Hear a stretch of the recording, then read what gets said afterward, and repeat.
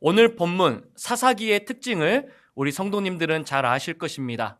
사사기의 끝 구절에 바로 사사기 21장 25절 말씀인데요.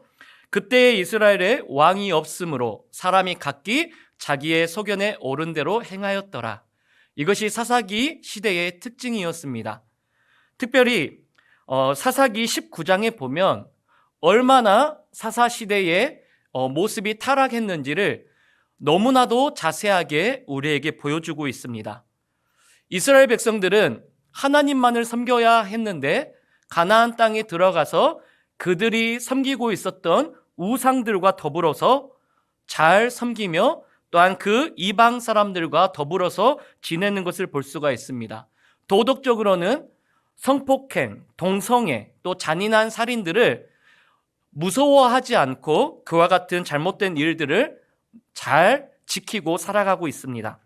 특별히 사사기 19장에 나오는 레위인과 그 첩의 사건에 관련된 내용을 살펴보면 얼마나 하나님께서 이스라엘 백성들에 대해서 진노하셨을까라는 내용이 나옵니다. 먼저 레위인의 그 모습은 어떠합니까? 성직자였습니다. 그럼에도 불구하고 이가 누구를 취합니까? 첩을 취하게 되었습니다.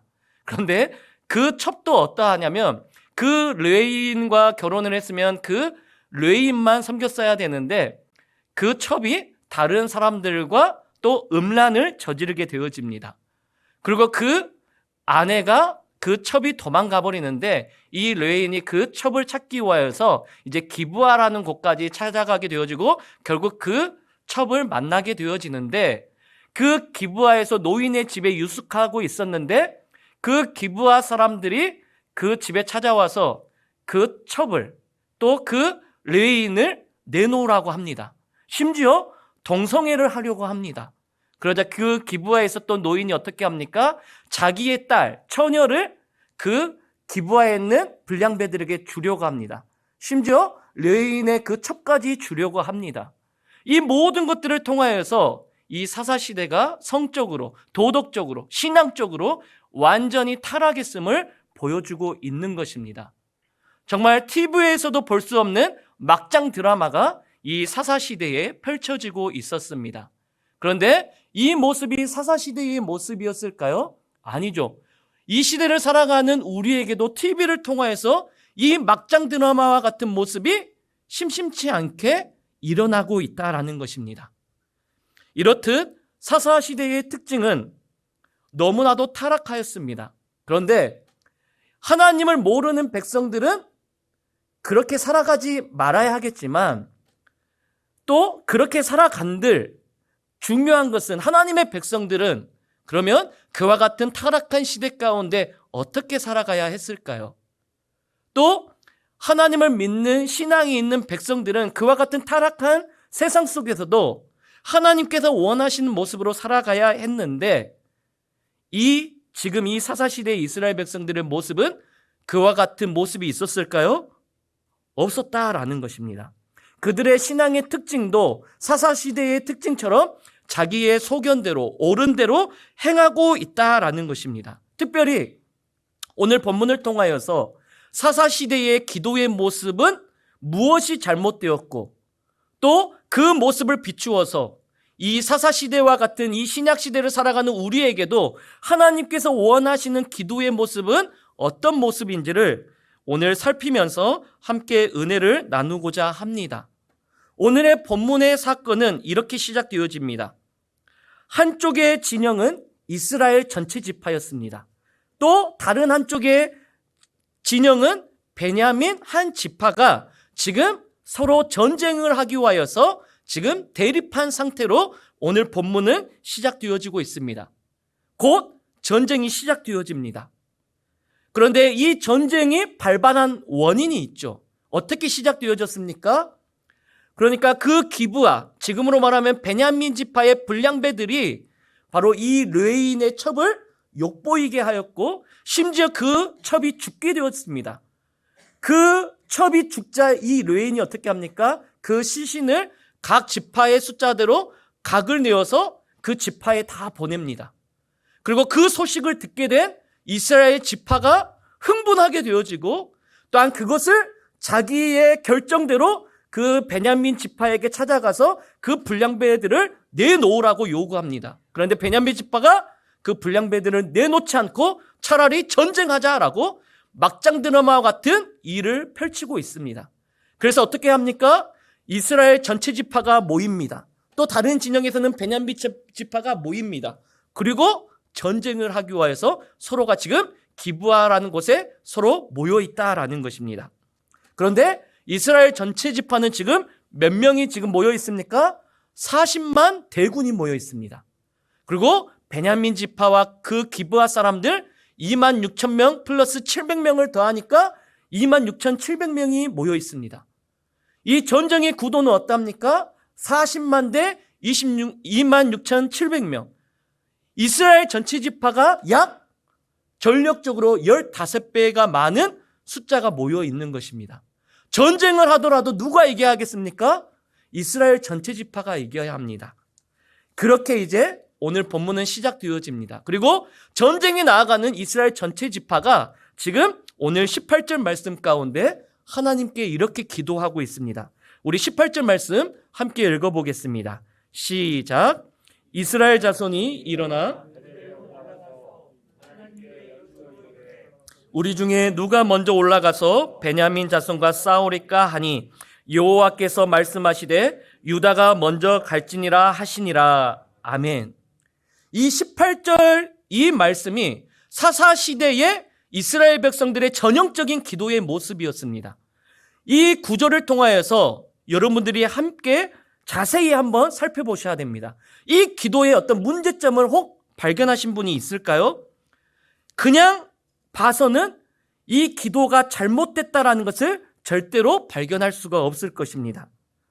다시 한번 이 말씀대로 살펴보면 이스라엘 자손이 지금 어디를 향하여서 기도하기 위해서 갑니까? 베델입니다.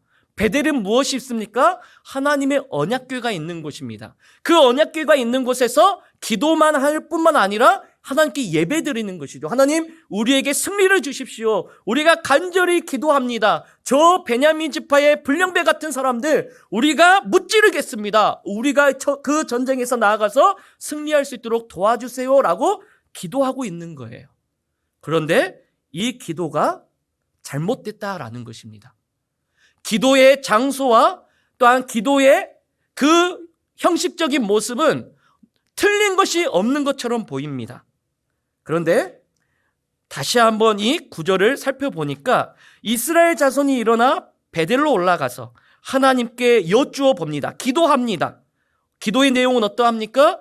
우리 중에 누가 먼저 올라가서 베냐민 자손과 싸우리까 하니 라고 합니다. 기도의 내용은 저 베냐민 지파와 우리가 싸우겠습니다. 하나님 응답해 주십시오. 그러니까 하나님께서 응답해 주시죠. 여호와께서 말씀하시되 어떤 응답이 이루어집니까? 유다가 먼저 올라갈지니라 라고 하나님의 응답이 있습니다. 그럼에도 불구하고 이 기도는 잘못된 기도입니다. 왜 그럴까요? 정답은 기도의 내용과 순서가 틀렸기 때문입니다. 기도의 내용과 순서가 틀렸기 때문입니다. 우리 중에 누가 먼저 올라가서 베냐민 자손과 싸우리까? 어떻게 보면 기도의 내용을 하나님께 올렸지만 이 기도의 내용과 순서가 잘못되었다라는 것입니다. 하나님께서 원하시는 기도의 내용과 순서는 어떤 것이었을까요? 바로 이것입니다.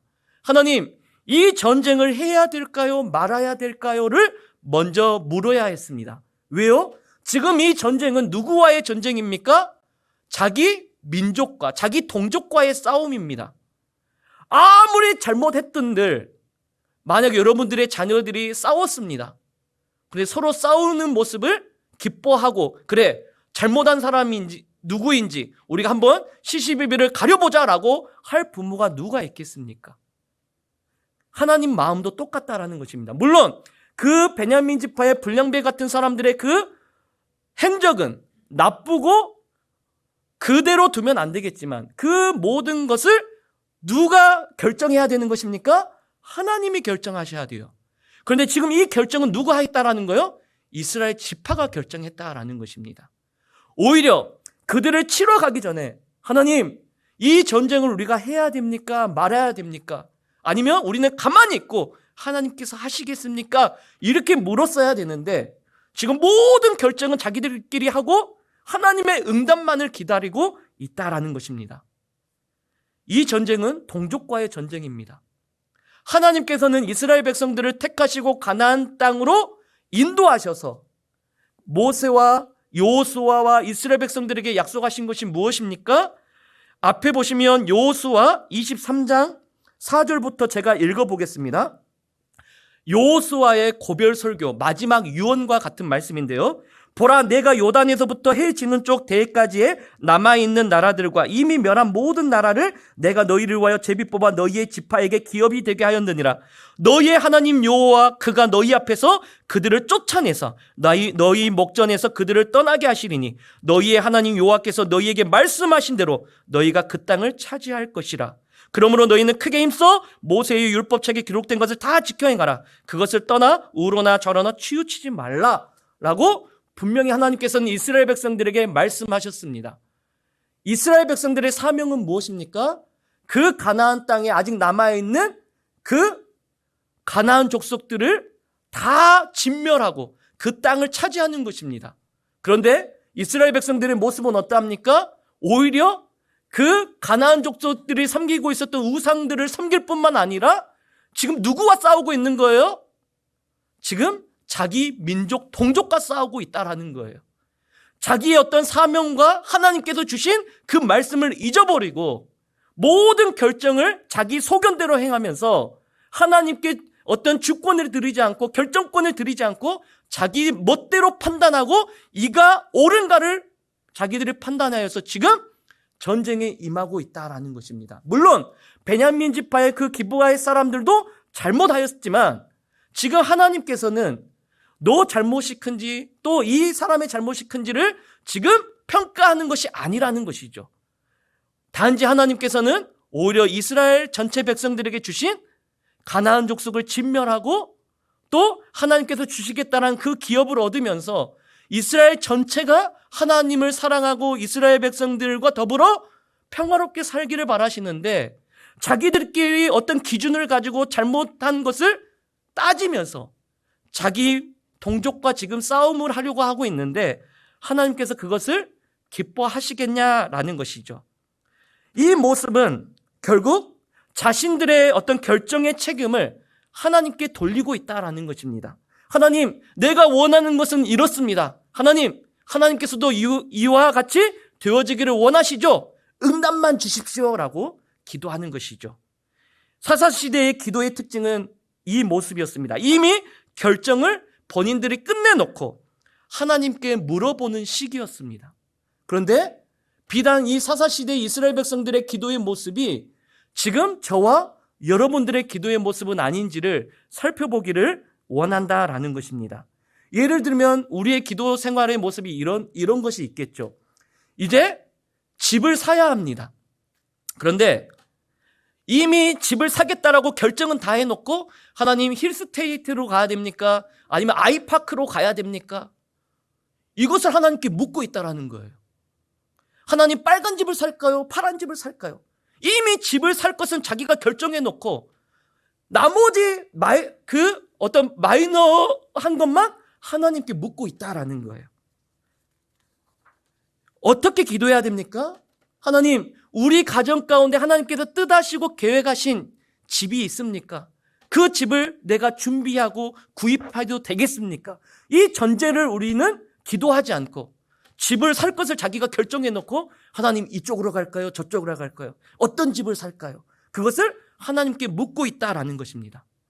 청년들의 모습도 마찬가지입니다. 청년들의 가장 큰 관심이 무엇입니까? 취업 다음에 바로 배우자를 위한 기도입니다. 그런데 청년들의 대부분의 기도의 모습은 어떠합니까?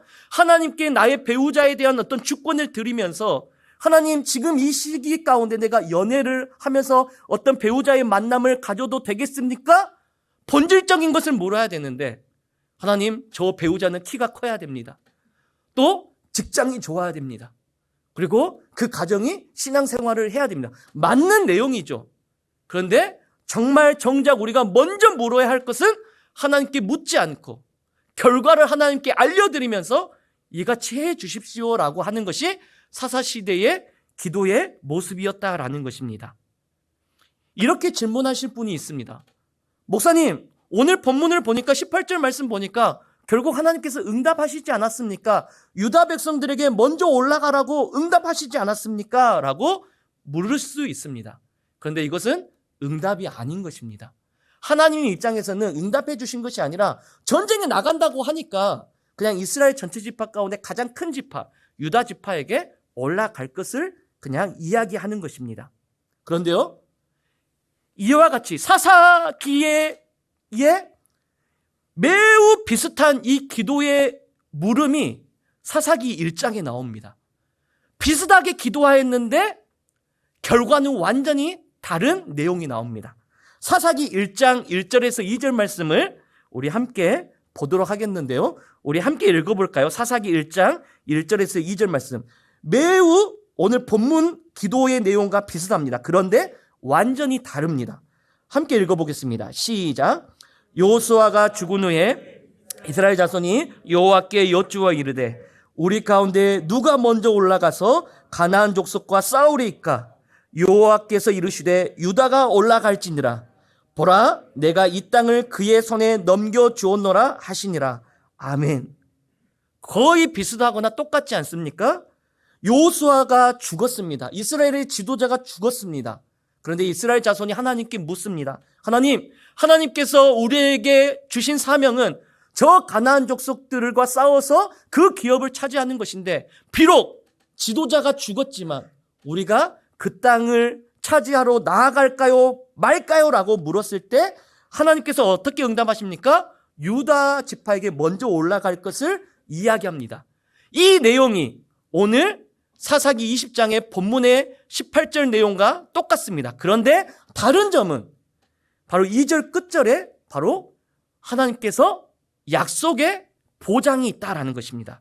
마지막 2절 끝절에 보니까 보라, 내가 이 땅을 그의 손에 넘겨주었노라 하시니라.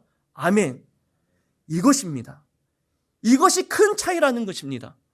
오늘 18절 말씀에 보니까 하나님께서 유다 지파에게 올라가라고 하지만 그 전쟁의 승리에 대한 보장을 주셨습니까? 주시지 않았습니까? 주시지 않았어요. 그러니까 응답이 아닌 것이죠. 결국 그 응답을 받고 유다가 올라갔었을 때 베냐민 지파와 싸웠을 때 그 결과는 우리가 뻔히 알고 있습니다. 승리했습니까? 패배했습니까? 패배했습니다. 패배했는데 어떻게 그것이 응답이 될 수가 있겠습니까?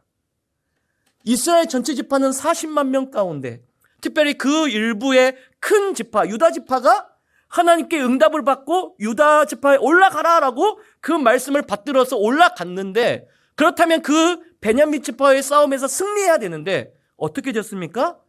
유다 지파가 처참하게 바로 패하고 말았다는 것입니다. 21절 말씀 보니까 이렇게 기록합니다.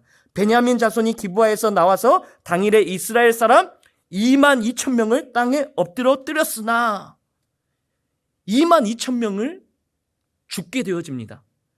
베냐민 지파와 기브아 사람들 도합 합쳐서 2만 6,700명밖에 되지 않습니다. 그런데 오히려 그와 맞먹는 그 유다 지파 2만 2천 명이 죽게 되어지고 만다라는 것입니다. 하나님께서 만약 응답을 하셨다면 한 명을 가지고서도 40만 명을 이길 수가 있는 것이죠.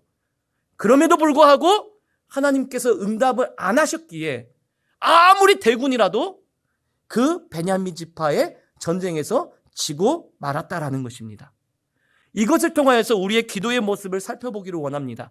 사사기 1장의 기도는 어떠했습니까? 바로 하나님의 큰 계획 가운데, 그림 가운데 하나님께 물었습니다. 하나님, 우리가 하나님께서 약속하셨음에도 불구하고 그 전쟁에 나아갈까요 말까요? 본질적인 것을 묻습니다. 하나님께서는 내가 약속했으니 걱정하지 말고 염려하지 말고 가라라고 말씀합니다. 그 응답을 듣고서야 그 이스라엘 지파는 그 가나안 족속으로 나아갔다라는 것이죠. 그런데 오늘 본문에 나오는 사사기 20장의 이스라엘 지파의 모습은 어떠합니까? 하나님의 응답이 없습니다. 모든 것을 자기를 결정해 놓고 하나님이 결정할 수 없게 해놓고 하나님의 응답을 묻고 있습니다. 이것이 혹 저와 여러분들의 기도의 모습은 아닐까요? 하나님께 우리가 간절히 기도합니다. 그런데 이미 오늘 말씀의 제목처럼 답은 정해져 있습니다. 그리고 하나님, 마이너한 것들만 이 기도, 나는 이것을 꼭 이루어야 되겠으니 하나님 응답해 주세요. 응답해 주세요. 그런데 이미 답이 정해진 기도는 어떻게 된다라고요? 실패하고 만다라는 것입니다. 반대로 하나님께서 약속하셨더라면 당장 이루어지지 않는다 할지라도 우리는 포기하지 말고 기도해야겠지만 정작 바꾸어진 상태라면 하나님의 응답이 없음에도 불구하고 자기의 노력으로 자기의 의지로 기도한들 하나님께서는 절대로 들어주지 않는다라는 것입니다. 혹 응답이 있는 것처럼 보여져서 어떠한 것을 내가 시도했었을 때 오늘 이스라엘 전체 지파가 응답인 것처럼 느끼고 나갔지만 결국 응답이 아니라 심판이었고 저주였던 것을 볼 수가 있는 것입니다. 그런데 지금 이스라엘 지파의 기도는 어떠합니까? 하나님의 큰 뜻에 전혀 상관없는 기도를 하고 있습니다. 이스라엘 지파가 지금 그 가나안 땅에 들어간 이유는 무엇입니까? 그 사명은 무엇입니까? 동족과 싸울 것이 아니라 그 가나안 족속의 우상을 섬길 것이 아니라 하나님만을 사랑하고 하나님을 섬기며 자기의 동족들과 하나님께서 주신 그 기업들을 배분하면서 사랑하며 살아가야 하는데 하나님을 저버리고 자기들의 어떤 기준과 의를 드러내면서 오히려 어떤 정죄함을 가지고 그 잘못한 사람들을 하나님의 뜻을 묻지도 않고 자기의 결정권을 가지고 지금 처단하고 있다라는 것입니다. 사랑하는 성도 여러분, 이 단어를 여러분들 혹 아십니까? 답정너라는 줄임말이 있습니다. 답정너. 이 뜻은 무엇이냐면 이미 답이 정해진 너의 말, 이것을 줄여서 답정너라고 말을 합니다. 무슨 말이냐면 어떤 사람과 대화를 할 때 이미 이 사람과 대화를 하는데 소통이 되지 않습니다. 공감이 되지 않습니다. 왜요? 이미 이 사람은 답이 정해져 있습니다. 아무리 대화를 주고 온들 또 설득을 한들 이미 이 사람은 자기 할 말만 한다라는 거예요. 그런 사람들을 빗대어서 답정너라고 말을 합니다. 그런데 이 답정너를 조금 우리가 바꾸어서 답정기, 답이 정해진 기도, 우리가 아무리 답이 정해진 기도를 한들 결국 실패한다라는 것입니다. 왜요? 하나님과 교제와 하나님과의 소통과 하나님과의 공감은 없는데 아무리 답이 정해진 나만 하는 그 기도를 하나님께 한들 하나님께서 들어주시겠냐라는 것입니다. 기도할 때는 절대로 답정기가 되어지면 안 됩니다. 답이 정해진 기도를 하면 안 되고 하나님 앞에서 답을 정해놓고 기도하는 것은 일단 하는 요식 행위와 마찬가지입니다. 종교이니까 교회를 다니니까 기도로 하는 것을 하긴 하지만 내 뜻을 관철시키는 것밖에 되지 않습니다. 하나님께 내 뜻에 맞춰주시기를 바라는 것밖에 되지 않는다는 것입니다. 사사시대의 모습이 자기 소견대로 자기가 결정해버리고 나서 하나님 앞에 기도를 하고 있습니다. 자기 소견대로 하는 것이 바로 이스라엘 백성들의 그 영성에도 살며시 스며들고 있고 또 그들이 하나님께 하는 그 기도와 예배에도 살며시 스며들었다라는 것입니다. 그들의 영적인 상태는 완전히 자기의 주도권과 결정권을 가지고 하나님을 섬기고 있었다라는 것입니다. 그런데요, 우리 예수님께서 가르쳐 주신 그 기도에는 이와 완전히 상반되는 내용입니다. 주님께서 가르쳐 주신 기도, 주기도문에는 이렇게 시작하죠. 하늘에 계신 우리 아버지여, 이름이 거룩히 여김을 받으시오며 나라가 임하오시며 뜻이 하늘에서 이룬 것 같이 땅에서도 이루어지리이다. 이 예수님께서 가르쳐 주신 이 기도 가운데 사람의 하나님께 간청하는 기도가 조금이라도 있습니까? 없습니다. 또 이미 결정해놓고 하나님께 그 다음을 알아서 하라는 그 기도의 내용이 있습니까? 없습니까? 없다라는 거죠. 예수님께서 우리에게 가르쳐 주신 그 기도의 내용은 하나님의 나라와 하나님의 의를 구하는 기도였고 또 하나님의 통치와 하나님의 다스림이 하늘에서 이룬 것처럼 이 땅 가운데도 내 삶 가운데도 그 통치하심과 다스림이 있기를 간절히 간청하는 기도였다라는 것이죠. 자기의 결정에 또 자기의 어떤 주도적인 기도가 없었다라는 것이죠. 그리고 난 이후에 어떻게 합니까? 우선적으로 하나님을 위한 기도를 한 다음에 그 다음에 나에게 필요한 육적인 것, 영적인 필요를 기도하지 않습니까? 주기도문 가운데 그 다음에 일용한 양식을 주시었고 그 다음에 영적으로 세 가지를 기도하죠. 우리 죄를 사하여 주시었고 시험에 들게 하지 마옵시고 다만 악에서 구하옵소서 라고 영적인 것들을 묻고 있다라는 것입니다. 제가 말씀드리고 싶은 것은 영적인 것만을 구하라는 것이 아닙니다. 영적인 것도 구해야 되고 육적인 것도 구해야겠지만 중요한 것은 모든 결정권은 하나님의 통치와 다스림을 우리는 순종하고 받아들이며 그 뜻이 내 삶 가운데 실현되어지기를 우리는 기도해야 되는데 그것을 다 잊어버리고 내가 이루고자 하는 것이 하나님의 뜻인 것을 착각하면서 하나님께 구하고 있다라는 것이죠. 물론 그런 필요도 필요하겠습니다. 그런데 내 기도의 대부분의 모습이 이 사사시대의 이스라엘 백성들의 기도 모습처럼 한다라면 하나님께서는 기뻐하지 않으실 거라는 것입니다. 결국 이스라엘 전체 지파는 큰 충격에 휩싸이게 됩니다. 오늘 23절 말씀입니다. 우리 함께 읽어보겠습니다. 시작. 이스라엘 자손이 올라가 여호와 앞에 저물도록 울며 여호와께 여쭈어 이르되 내가 다시 나아가서 내 형제 베냐민 자손과 싸우리이까 하니 여호와께서 말씀하시되 올라가서 치라 하시니라. 아멘. 이들이 다시 베냐민 지파와의 싸움에서 패배한 이후에 다시 하나님께 기도합니다.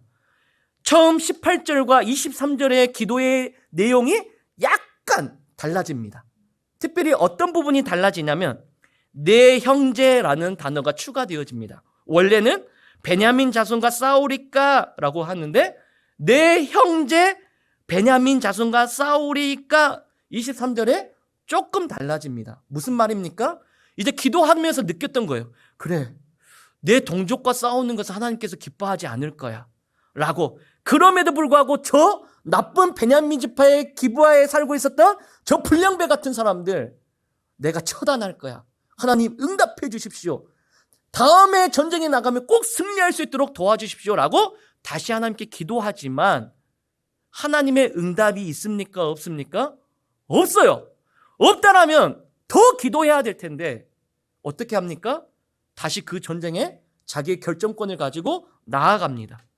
그러자 또 그 전쟁에서 또 많은 사람들이 죽고 말았다라는 것입니다. 그러자 그들의 감정의 변화가 생깁니다.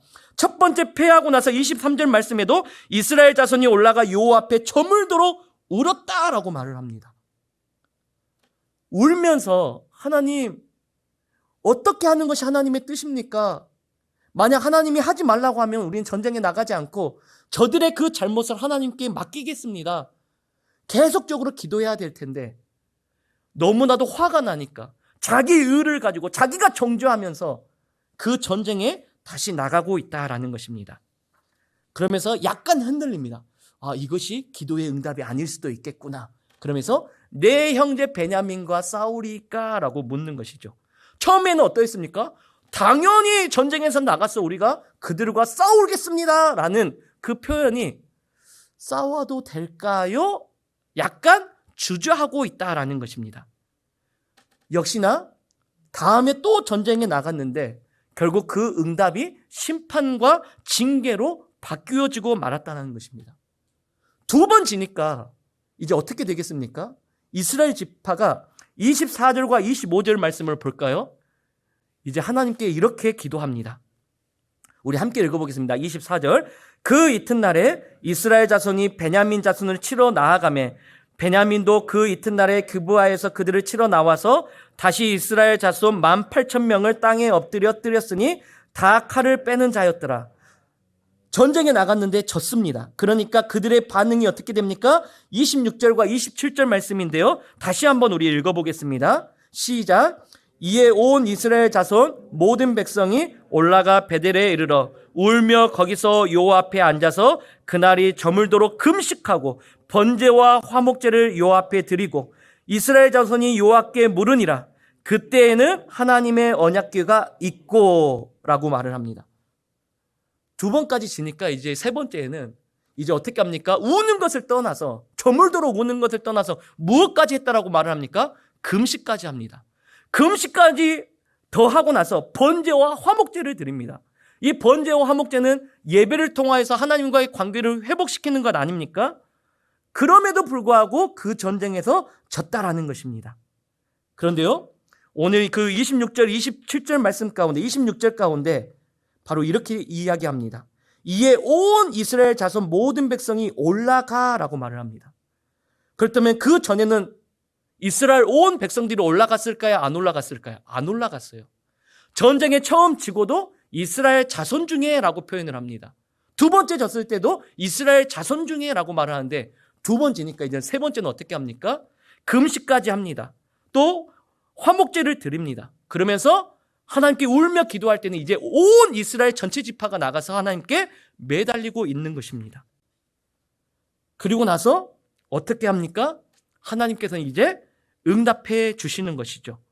그럴 때 28절 말씀이 참 중요한데요, 이들의 기도의 모습이 달라집니다. 28절 말씀 우리 함께 읽겠습니다. 시작. 아론의 손자인 엘라살의 아들 비나스가 그 앞에 모시고 섰더라. 이스라엘 자손들이 여쭈기를 우리가 다시 나아가 내 형제 베냐민 자손과 싸우리까 말리까 하니, 여기가 중요합니다. 처음에는 첫 번째, 두 번째 기도할 때는 베냐민 자손과 싸우리까, 두 번째는 전쟁에서 지니까 내 형제 베냐민과 자손과 싸우리까, 이제 세 번째는 완전 기도의 내용이 달라집니다. 어떻게 됩니까? 내 형제 베냐민 자손과 싸우리까, 그 다음에 어떤 것이 붙죠? 말리까. 첫 번째와 두 번째는 전쟁에 나가는 것이 자기의 의대로, 자기의 어떤 정죄의 기준으로 당연한 것이었는데, 이제 하나님의 심판을 받고 전쟁에서 패하니까 이제 하나님께 본질적인 것을 묻습니다. 하나님, 내가 결정했음에도 불구하고 이것이 잘못될 수 있겠습니다. 하나님, 처음으로 다시 돌아가겠습니다. 우리가 기도하는데 우리의 기도의 제목이 맞습니까? 틀립니까? 그 전쟁에 나아갈까요? 아니면 나아가지 말까요? 라고 정확하게 이스라엘 백성들이 묻는 것이죠. 내 형제 베냐민 자손과 싸우리까 말리까 하니, 그제서야 하나님께서 원하시는 기도를 하니까 응답이 뒤에 붙는 것이죠. 하나님의 응답은 어떠합니까? 여호와께서 이르시되 올라가라. 내일은 내가 그를 내 손에서 넘겨주리라 하시는지라. 아멘. 이것을 통하여서 이 시대를 살아가는 저와 여러분들에게 하나님께서 응답하시고 하나님께서 원하시는 기도의 모습을 우리에게 말씀하고 있다는 것입니다. 내 결정권을 가지고 내가 이미 답을 정해놓고 기도하는 것을 하나님께서는 듣기를 원치 않으신다라는 거예요.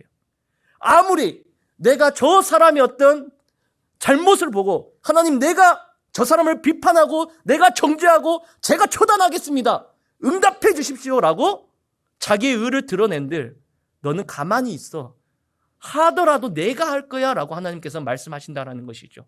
그러니까 내 삶 가운데 하나님의 계획은 분명히 있는데, 분명히 하나님의 계획이 있는데 그 주도권과 결정권을 내가 가지면서 하나님 이렇게 해주세요라고 한다라면 하나님께서는 다시 응답을 하지 않으시면서 심판과 징계를 하시면서 우리의 기도가 잘 되어지기를, 오늘 말씀처럼 내 형제 베냐민 자손과 싸우리까 말리까, 이 기도의 제목이 나올 동안 우리를 훈련시킨다라는 것입니다. 그리고 그렇게 기도하는 사람에게 하나님의 응답을 주시는 것이죠. 내일은 내가 그를 내 손에서 넘겨주리라 하시는지라. 사랑하는 성도 여러분들, 우리의 기도의 모습을 한번 점검해 보았으면 좋겠습니다. 주님께서 우리에게 분명히 가르쳐 주신 기도가 있습니다. 하나님의 나라와 의를 구하는 기도, 또 때로는 우리의 필요를 위하여서 기도하는 것, 다 응답해 주시겠지만 그 주도권과 결정권을 하나님께 맡길 때에 비로소 하나님께서는 우리의 삶 가운데 우리의 모든 필요를 아시고 하나님의 그 결정대로, 하나님의 그 주도권대로 우리에게 신실하게 응답하실 것입니다. 2022년도가 얼마 남지 않았습니다. 2023년도를 우리가 기대하면서 하나님, 내 기도가 이제는 모든 결정권을, 주도권을 하나님께 드리겠습니다. 그리고 혹 내 삶 가운데 내가 원하는 주도권과 결정권대로 응답이 되지 않는다 할지라도 그것이 하나님께서 나에게 원하시는 기도의 내용인 줄 알고 그것을 위하여서 기도하겠습니다. 하나님, 내 기도가 하나님과의 관계를 올바르게 하고 영적으로 충만해지며 내 삶 가운데 하나님의 계획이 일어나는 기도의 통로가 되어지도록 하나님 역사하여 주시옵소서. 더 나아가서 우리 내수동교회가 이런 기도의 영적인 부흥의 운동이 일어나기를 우리가 함께 기도하며 나아가기를 주님의 이름으로 축복합니다.